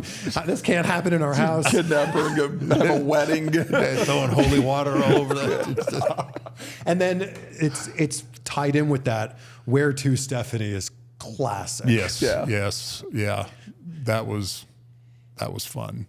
And I've been in taxi cabs before after having maybe 1 or 10 too many drinks, and where to Stephanie? Like, me and my friends are laughing to each other. This is great. And the driver's like, what? The scream as we went to black. It was that was good. Yeah, and that's 3, right? That's 3. And then I was at WrestleMania 30, and just I've never seen a reaction like that before. They went dead silent after you lost. And That's my favorite match, actually. Jeez. look at these guys, man. Look at this guy. Take a picture. You'll never see this guy Top again. to bottom, just perfection. It was like, I love when things that are unexpected happen in wrestling. Like, one of the greatest things about wrestling is the surprises. Yeah. Most of the time we're talking about surprise returns, but the fact that everyone was going into that expecting, of course he's going to win. That's how the streak goes. Yeah. Yeah. And you lost, and I think there was this immediate reaction of, is this a mistake? Like, did they count 3 by accident? Yeah. I think the entire crowd was there. I mean, like, that was, I think everyone had that same, like, wait a second, hold on. There's They were going to. There's gotta be some sort of fear. The Like- tech guys, you effed up. Brock's music didn't play for 30 seconds, Yeah, a it was- minute? It was a yeah, long yeah, time. yeah. So we're all just kind of looking around. Like, I remember being on the floor and I'm looking at like strangers and what? yeah. No. And another great meme from that too is the guy that's in the audience, right? Undertaker His eyes. guy. Yeah. I mean, Tears full, eyes full of tears. But. And I think it's that, like, we love the surprises as a fan. Like, oh my gosh, this person came back, or this person's back from injury, like John Cena coming back at the 08 Rumble. Like, Right. no one ever thought he could be healed up and come back and win the Rumble. So I think it's the surprises. Yeah. And there was something about that moment that, I mean, people probably talk to you about it every single day of your life. You know, that match and Yeah. Brock, beating the streak. It's The Brock beating the streak and Mick throwing Mick off the cell was Is it the two things? random people that they'll just come up and like, dude, why you throw that man off the cell? why you throw him off? He lied to me. That's why I threw him off. He lied to me. He told me he'd been up there. He had never been up there. This is a bad mistake. I mean, that's Like, I bet if he had gone up there, that may have not have happened. Wow, interesting. Yeah. But we were there, and he was like, "Here we go." Here we go. I think an honorable mention. I just interviewed Teddy Long recently, and Buckle Up Teddy's got Buckle Up Teddy's good too. Buckle up, Teddy. It's so good the way you delivered it. From that point forward, every time somebody pisses him off, player, you got a match with the Undertaker. You go one-on-one with the Undertaker. What's so funny about that is I go home, this was maybe a year ago now, and my sister had a son, and he and Seth, as he was growing up, got into wrestling. So my dad would watch wrestling with Seth, right? And that was during that. I mean, it was a completely different era than watching it with me as a kid, and it was during that time frame. My dad mentions the Buckle Up Teddy. My dad thought that was. My dad's like, the funniest thing that Undertaker ever did was when he said, "Buckle up, Teddy," and he turned around and he rolled up down that window. It was "Buckle up, Teddy." My dad is 75 years old. That's like his favorite Undertaker moment of all time. Was that? I use you as a reference a lot when because people online love to be negative, right? They always love to. Oh, this spot looked so fake. I'll always in the comments be like, "Well, what are you going to tell me next? That the Undertaker's not actually dead?" Like, and it's like. I try to put in perspective, like, we understand this is a performance. Right. Like, nobody's walking out of Hamilton and going, that guy wasn't actually Alexander Hamilton. He was pretending to be him. What? Alexander Hamilton wasn't actually rapping. Are you serious? It's crazy. I know. I'm sorry, Mark. Yeah. Get my agent on the line. I know. But I think also the flip side to that is, you guys did such a good job that there's still people that will ask me, is him and Kane really brothers? I get that a lot, too. I get that question so much. And I'm like, I think that's also a tip of the hat of, man, great storytelling, right? And what y'all did during that run, I'm like, you just don't, that's amazing to me that today in 2024, people are still asking that same question. Yeah.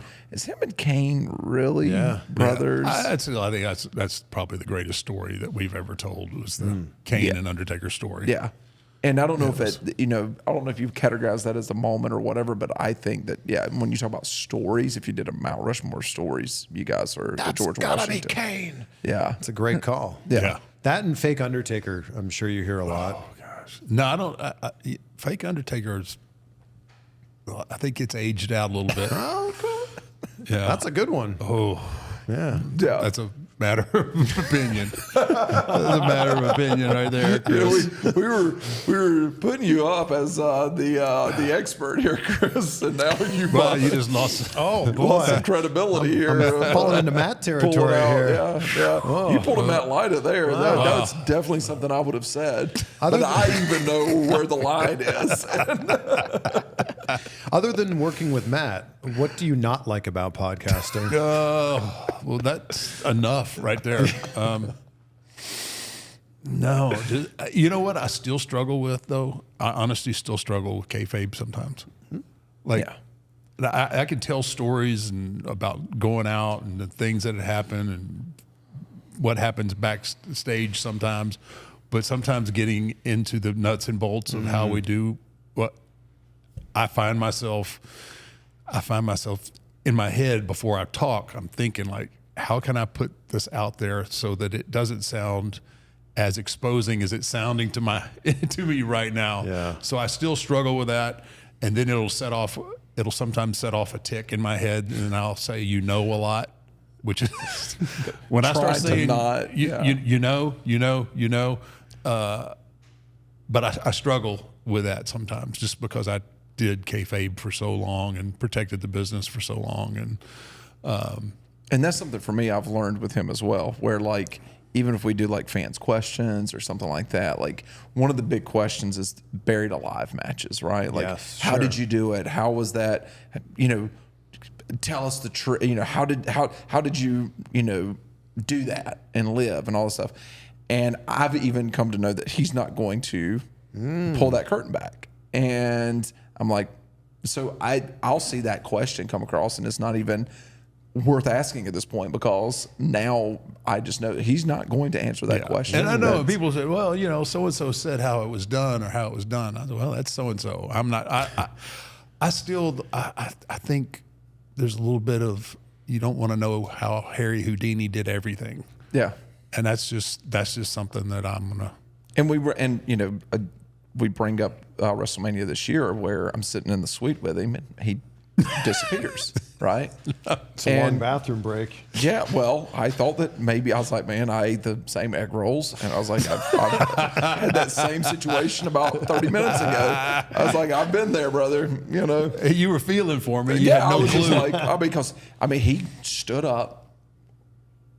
His buddy's sitting beside him. You know, we're all just chit-chatting, having a good time. You've probably seen the clips where he's in the suite, like, you know, waving to the fans and everything, which, you know, and then he's gone, you know. And I saw him kind of dart out. And I thought, well, it's time for the bathroom, or he's supposed to be in another suite shaking hands with, you know, somebody or whatever. And then, of course, he does what he does.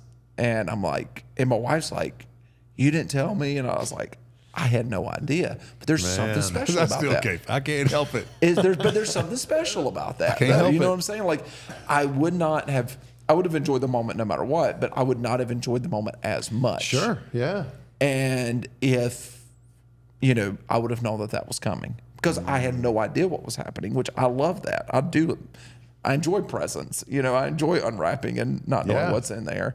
So that was, but that's where on this podcast, it's that fine line where I'm learning as well. Like, okay, I know that he's not going to reveal this part. I know that he doesn't want to go down that path of talking about that thing.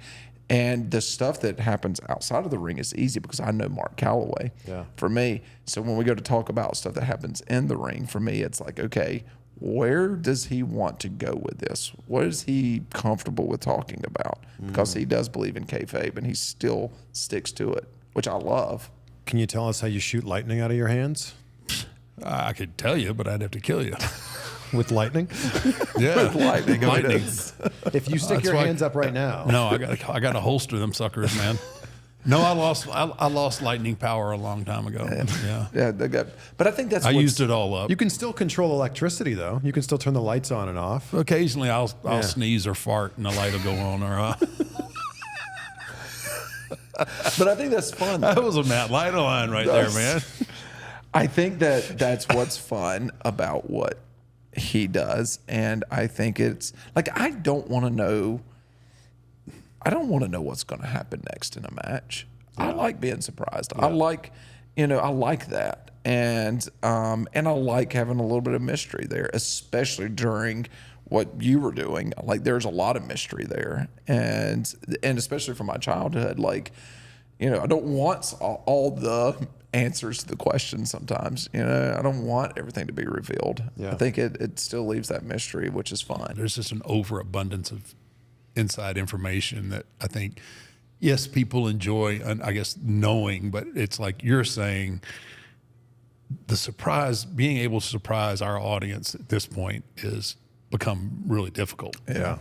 It's difficult even when the company's trying to, there's somebody that lets it out. Or Who's leaking these stories in the back? It's been an ongoing mystery for years that how things get out, but it's internal. It has to be internal. So, Sure, yeah.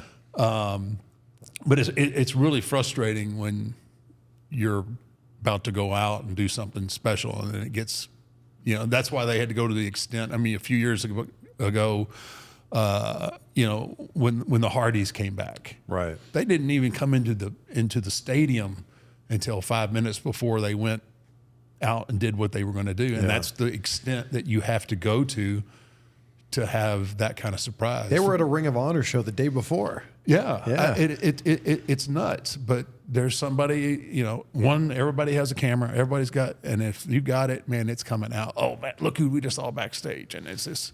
Aren't they flying in a lot of times to an airport Not even close. Like, yeah, I mean, depending on what it is, they'll like fly you got in. something in Vegas, for example. They'll fly you into like Phoenix and then drive. Yeah. Wow. If it's something that they really want to try and keep a lid on. Yeah. That's the extent that you have to go into different hotels, getting picked up, different.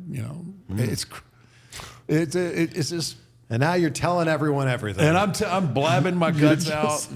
You're like that special they had on Fox, The Magician's Greatest Secrets. Yeah, the guy that he would wear the gosh. mask and he would, he would tell all of Magic Houdini's That show Secrets made me reveals. so mad too. That made me mad. Yeah, I was like, dude, why?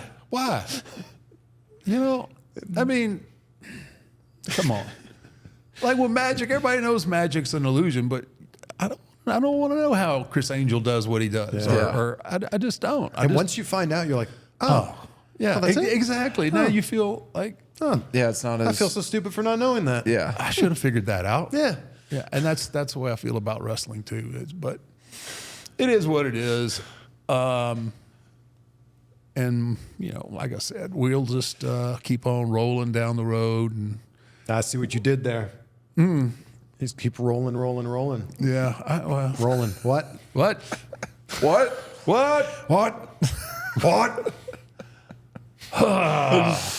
This so this podcast is don't worry.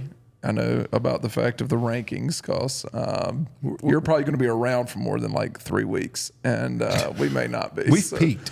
Yeah, we've peaked. I think we've peaked We've hit already. the top. Yeah, if and- I'm on your show, you're definitely on the decline here. Yeah. No, but bro, please. Yeah, that's you're someone that, like I said, we're gonna get you really drunk tonight, and you're going to give us all the trade secrets of what we should Just actually like the be doing. magician revealing the Yeah. secrets. Yeah. Wow. And if we have to hold you hostage, Yeah, that's we got Tim Kennedy. He's got his waterboard ready. he's in France right now. Oh, he's in France for D-Day. That's Yeah. right. If you guys want to like consistently be the #1 show, you're going to have 1 million subscribers before the end of the year. I'm putting that out there right now. That's going to happen. But why don't you just line up like Cody and Randy Orton and like just keep lining up the biggest star? AJ, why hasn't AJ been on here?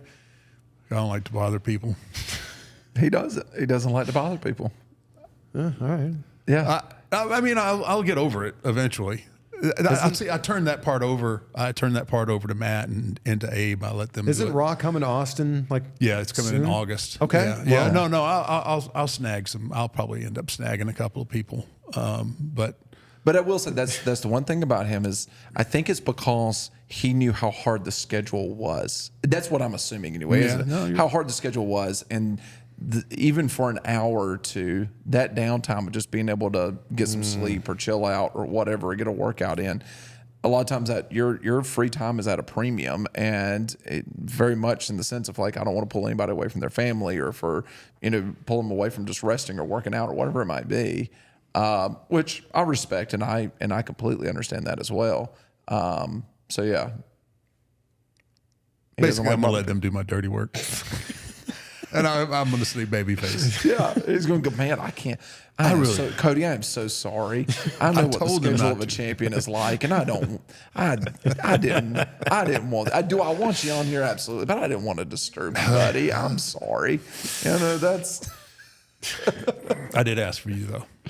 He did. I did ask for you. Yes. I'm honored. Well, you no. are a man of your word because after we did that first Zoom Yeah, we interview, did the Zoom. It was I told like, you.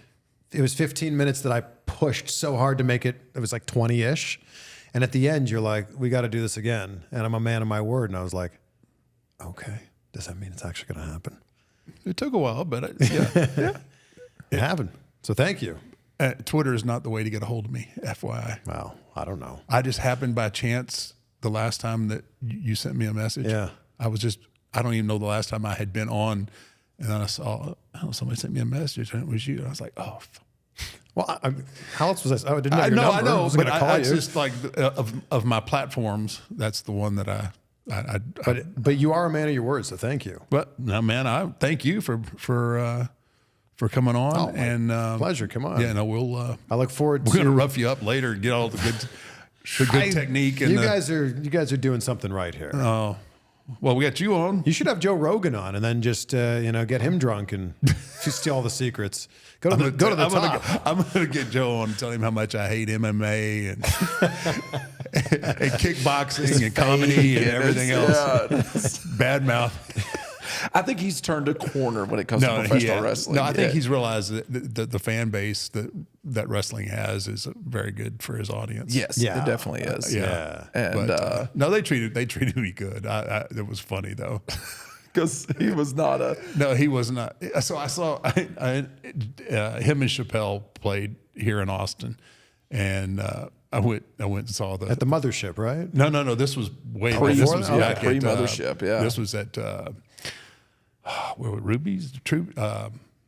Rudy's, I think. It was an outdoor venue, and so we talked everything, and he's like, hey, if you ever want to come on the show, just give me a shout. So next day I call the people with WWE that kind of set all that stuff up. Yeah. And I said, hey, I met Rogan. He said if I ever wanted to come on the show, and they were like, what? Rogan never has wrestlers on the show. He doesn't. He hates wrestling. I said, I'm just telling you what he told me. I talked to the man. He said if I wanted to come on the show. So our people call Rogan's people, and they were like, oh no, Joe doesn't like wrestlers.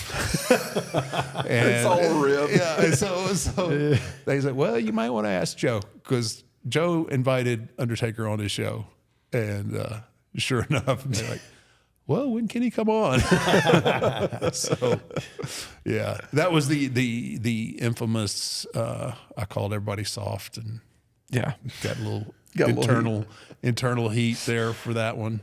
But they mistook that. I think I said the product was a little soft. Well, how else are they supposed to take that? Well, it's really not open to interpretation. I mean. It was kind of soft though, the way they reacted. It was like passive aggressive. It was passive aggressive tweets. Like, dude, if you got something to say, most people have my number. Just call me and tell me you didn't like what I said. Now, who's going to do that? Huh? Well, they tweeted it. They might as well call me. Yeah, well, there's a It's the same difference in thing. actually talking to you. But I think the product has turned a corner. And you just so happen you said it on the biggest podcast in the world. So it's what do I know about podcasts? Obviously. That quote you just said there, you think it's turned a corner? That's going to be the only quote from this whole episode that's going to make a headline. That's the way it works. It's turned a corner. Wrestling's not soft anymore. And it's good. End quote. According to the Undertaker. End quote. Yeah. Yes. Maybe. There's a little more storytelling going on. Yeah. The quote is continued now. Continuing. Yes. I mean, wrestling is in the best spot it's been in years. I mean, you agree with that, absolutely. Right? Yeah. Yeah. I think it's absolutely amazing, and it's fun to talk about again. Yeah. And Gunther's my guy. You like Gunther? Of course. Does he know that he's your guy? I doubt it. He knows now. Yeah. 2 years ago, he had about a 10-minute conversation with my little boy. My little boy's fascinated by him. Really? Colt is fascinated. Yeah, they had a conversation. Just out of the clear blue. And he sat there and just talked to him. That's not always my guy. He's my guy because he knows how to work and tell a story. But, I'm really high on him. He's future champion, I think. I would think so. Yeah. I think so. Before we end, who's your guy right now that you love watching? That like when they have a match, I've got to watch You've got to this watch thing. it. You're tuning in. Oh, there's so many. To narrow it down to just one, I've always loved Randy Orton. There's something about the way that he works, the intensity that he brings. He makes it look so effortless. He's my guy. Yeah. Yeah. I could agree with that. Yeah. He doesn't have bad matches. No. With anybody. Yeah. Yeah. And now he's so much smarter now. He knows he needs to take care of himself. So he doesn't do anything that's unnecessary, but it doesn't affect the quality of his matches. And he looks like he's having fun. I was about to say, going back to the appreciation part, it seems like he's taken an extra 30 seconds or whatever in the ring before the match even starts. And, the crowds are singing his music, songs. I mean, it's just, he seems like he's really appreciating these matches a lot more. He's giving a lot of people rubs too. Yeah. A lot of people are getting a rub from Randy. I gave your guy Gunther the rub. Mm-hmm. Yeah. Yeah. And I mean, right now he's, I guess, settling for that mid-card kind of world right now that he's in. He's in a good spot, but he's one of those guys too that this is like a light in a match. Yeah. And he could be right there if you need him to be. And that's what is, I agree with you. Like, if you see him on a card, you got to watch whatever match he's in. Yeah. But that was too easy. Like the new guys. You can't go with somebody. You can't go with somebody. He's too good. Okay. Well, he's only got 25 years in. I mean, come on, give me somebody new. All right, somebody new. Ricochet. Ricochet's fun to watch. Anytime Ricochet's in a big match, you know he's going to do something stupid. Yep. And he makes it look so easy, so flawless. Yeah. He's like a video game. Yeah. Yeah. Getting to see him in person at Raw, I was like, and I was pretty up close, and I was like, man, this guy is insane. I've loved him since he was Prince Puma, when he was doing that in Lucha Underground, and then that match with Will Ospreay he had in New Japan that went viral. I'm like, I love that style of fast-paced wrestling of like, I can't do that, and I'm so impressed because I can't do that. These guys are the best in the world. They can do it. So Ricochet will be my next There answer. you go. Is that okay? That's good. That's fine. Who's more over, Samantha or Ricochet? That's a good question. Wow. And with that, ladies and gentlemen, That is the $1 million the question. comments will be filled with that. Yeah, one. so who do y'all think is If more you guys over stayed right till now? the end, thank you. Yes. Don't forget to subscribe to 6 Feet Under. There you go. Get these guys to 1 million subscribers. We got to get there. Well, so everyone that's subscribed to Chris's podcast, please subscribe to ours because And we vice need all versa, the help. please. Yes, please go subscribe to his. If we are battling for the 1 and 2 spot every week, I think we're all okay. I'm okay with that. Yeah. I'm good with it. I've had a lot of comments when I post like that you're at number 1 and I'm at number 2. I get a lot of people saying that I've got to go one-on-one with the Undertaker. We're going to do it. Here we There are. you go. Yeah. Chris, where can everybody? Tell them where they can find you when it comes to your podcast and when it comes to all your interviews and all the stuff that If you they're do. watching this on YouTube, just Chris Van Vliet, just my name. And then we have another channel, CVV Clips. If you don't want to watch the entire interview, we just got the most memorable clips from those.